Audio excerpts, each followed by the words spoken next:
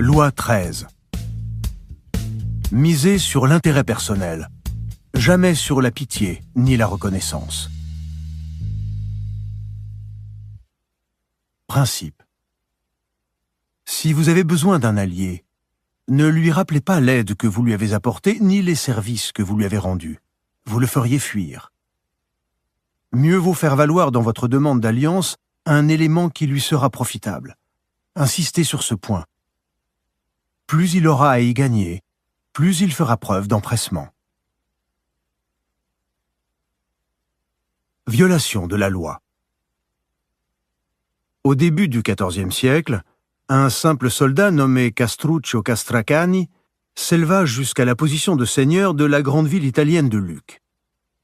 Les Poggio, une des plus puissantes familles de la cité, l'avaient aidé dans son ascension, jalonnée de traîtrises et de meurtres. Une fois au pouvoir, il les oublia. Son ambition l'emportait sur tout sentiment de gratitude. En 1325, tandis que Castruccio guerroyait contre Florence, principale rivale de Lucques, les Poggio conspirèrent avec d'autres familles de la noblesse pour en finir avec cet homme ambitieux et ingrat. Les conjurés assassinèrent le gouverneur que Castruccio avait nommé. Des émeutes éclatèrent. Les partisans de Castruccio et ceux des Poggio étaient prêts à en découdre. Mais alors que la tension était à son comble, Stefano di Poggio, le plus âgé de sa famille, intervint et apaisa les deux camps. C'était un homme pacifique qui n'avait pas pris part à la conspiration. Il déclara aux siens que l'on allait à un bain de sang inutile.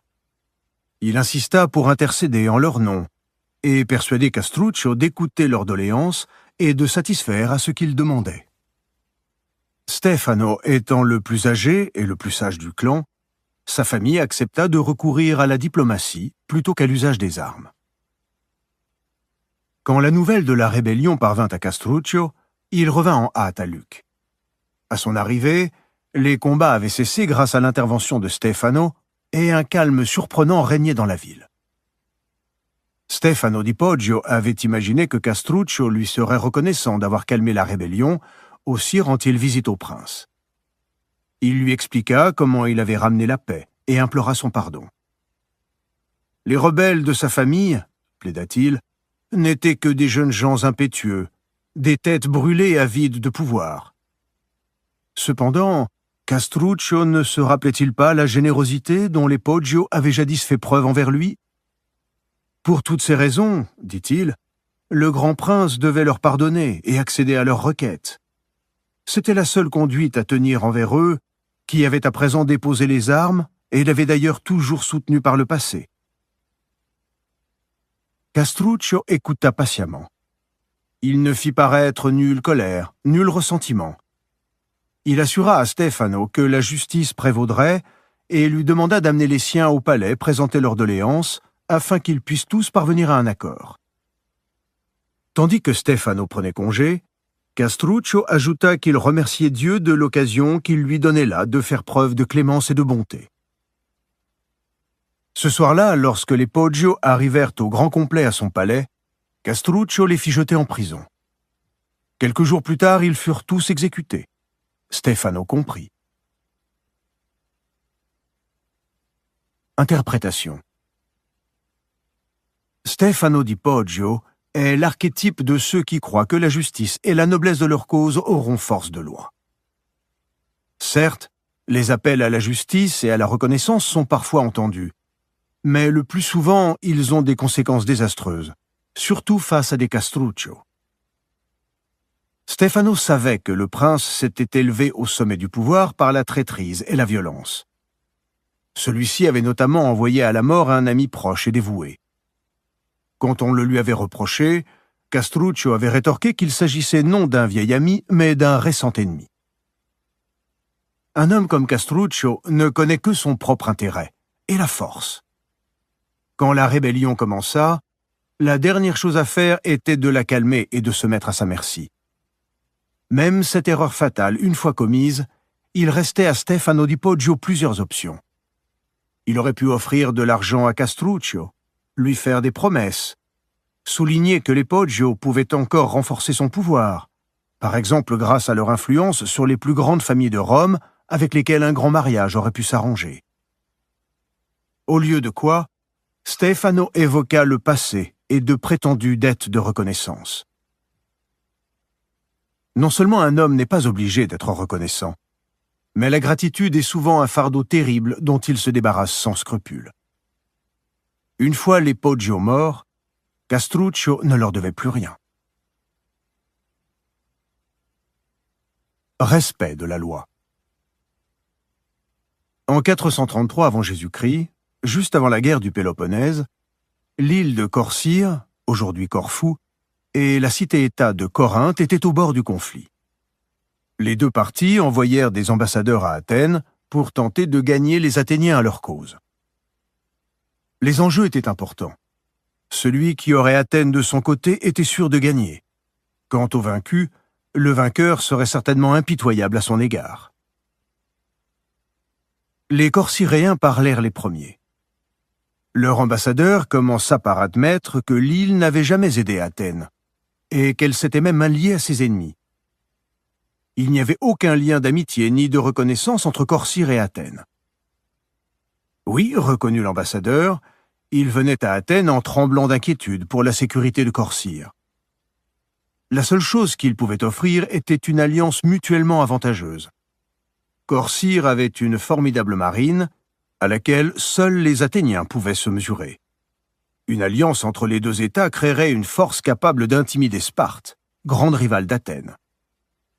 C'était malheureusement tout ce que Corcyre avait à offrir.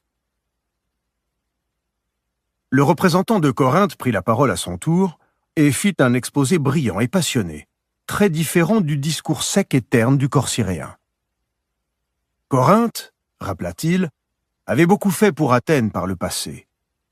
Que penseraient les autres alliés d'Athènes si la cité renversait ses alliances au détriment d'un ami de toujours? Peut-être ces alliés dénonceraient-ils leurs accords avec Athènes s'ils voyaient que la loyauté n'était pas reconnue. Il invoqua la loi hellénique et la nécessité de récompenser Corinthe pour ses bienfaits. Pour finir, il dressa la liste complète des innombrables services que Corinthe avait rendus à Athènes et souligna l'importance de témoigner de la gratitude à ses amis. Après son discours, les Athéniens débattirent en assemblée et votèrent. Au second tour, ils décidèrent à une écrasante majorité de s'allier avec Corcyre et de laisser choir Corinthe. Interprétation. L'histoire se souvient de la noblesse d'Athènes, pourtant les Athéniens étaient les grands réalistes de la Grèce classique. Pour eux, toute la rhétorique, tous les appels émouvants du monde ne valaient pas un bon argument concret, particulièrement lorsque celui-ci ajoutait à leur pouvoir.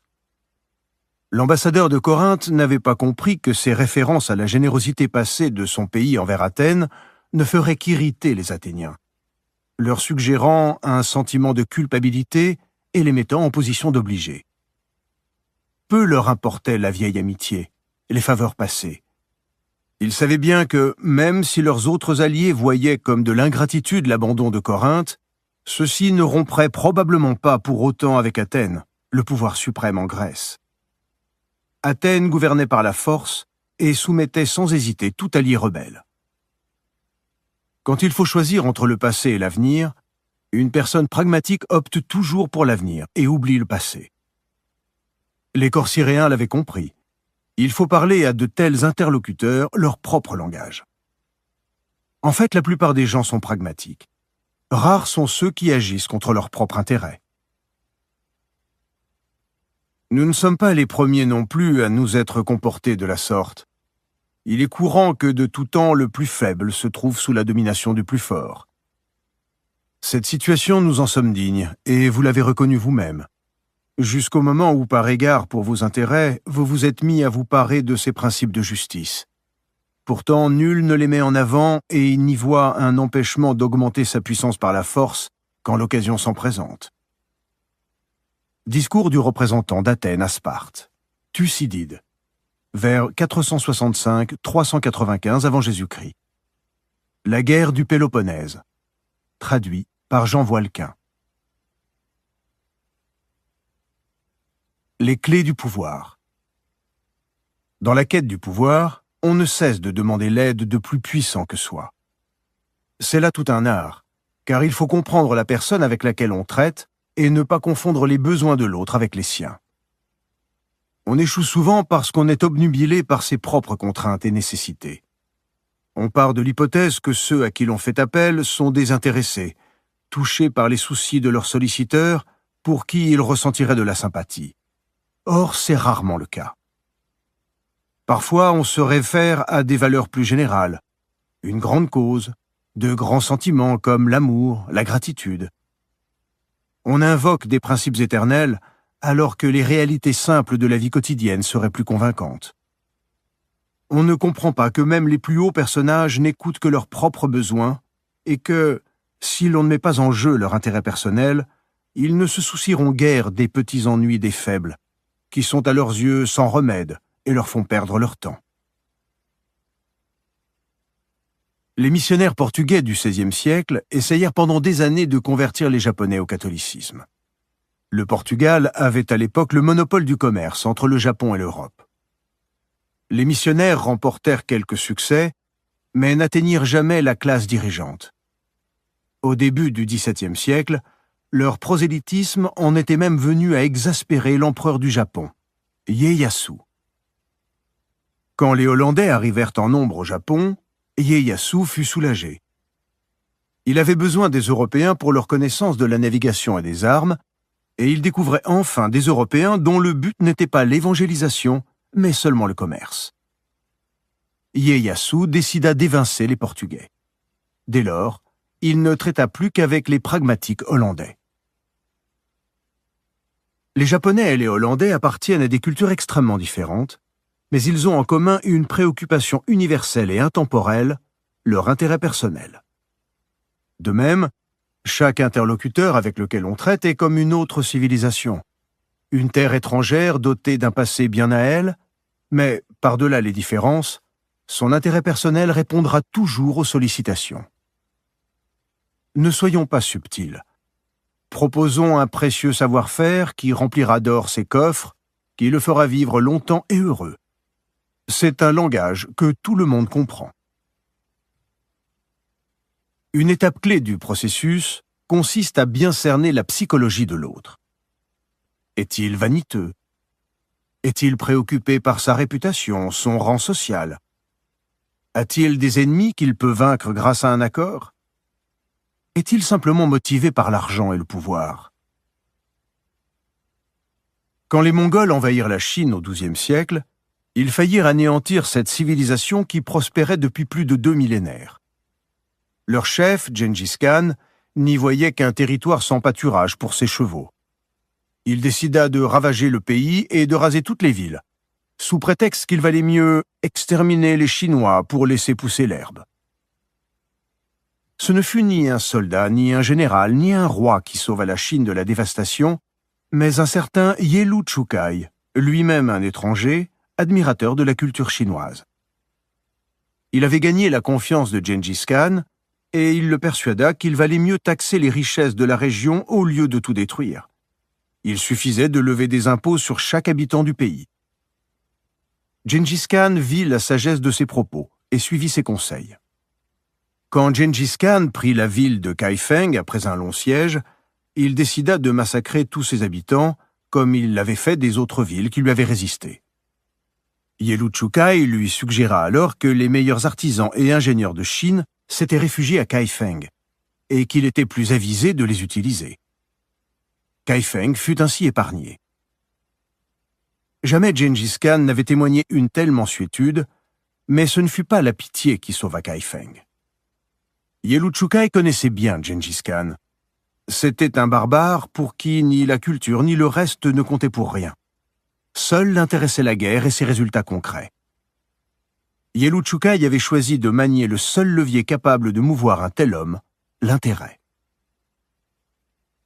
À peine avez-vous fait miroiter aux gens la satisfaction de leurs besoins ou le succès de leur cause, que leur résistance à vos requêtes s'évanouit comme par enchantement. À chaque étape sur le chemin du pouvoir, il faut s'entraîner à se mettre à la place de l'autre, à déchiffrer ses besoins et ses intérêts, à repousser l'écran de ses propres sentiments qui masquent la vérité. Maîtrisez cet art et il n'y aura plus de limite à ce que vous pourrez accomplir. Image, une corde pour lier. Les liens de la bonté et de la gratitude sont des fils fragiles qui cassent à la moindre tension. Ne vous y fiez pas. L'intérêt mutuel, lui, est un cordage robuste, dont les nombreux taurons ne se laissent pas facilement défaire. Il tiendra bon des années. Autorité. De tous les moyens de faire sa fortune, le plus court et le meilleur est de mettre les gens à voir clairement leurs intérêts à vous faire du bien. Jean de la Bruyère, 1645-1696, les caractères. A contrario. Certains trouvent laid et ignoble de donner la priorité à leur intérêt personnel. En fait, ceux-là convoitent les occasions d'exercer leur charité, leur compassion et leur justice, qui sont pour eux un moyen de se sentir supérieurs à vous. Quand vous quémandez leur aide, mettez l'accent sur leur pouvoir et leur rang.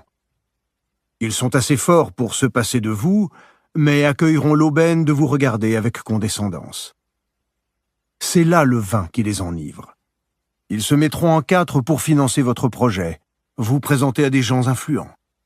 À condition, bien sûr, que tout cela soit fait le plus ostensiblement possible et pour une louable cause.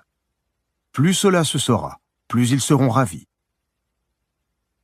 On le voit, l'approche égoïste ne marche pas avec tout le monde. Certains font les dégoûter parce qu'ils ne veulent pas avoir l'air vénaux. Ce sont les mêmes qui profitent de la moindre occasion pour jouer les grands seigneurs. Ne soyez pas timide. Allez-y, donnez-leur cette chance. Ce n'est pas comme si vous les dupiez en demandant de l'aide. C'est un réel bonheur pour eux que de vous faire du bien au vu et au su de tout le monde. Il y a deux catégories de puissants. Apprenez à ne pas les confondre. Les uns sont avides et sans vergogne, ne faites pas appel à leur charité. Les autres veulent paraître nobles et généreux, ne faites pas appel à leur rapacité.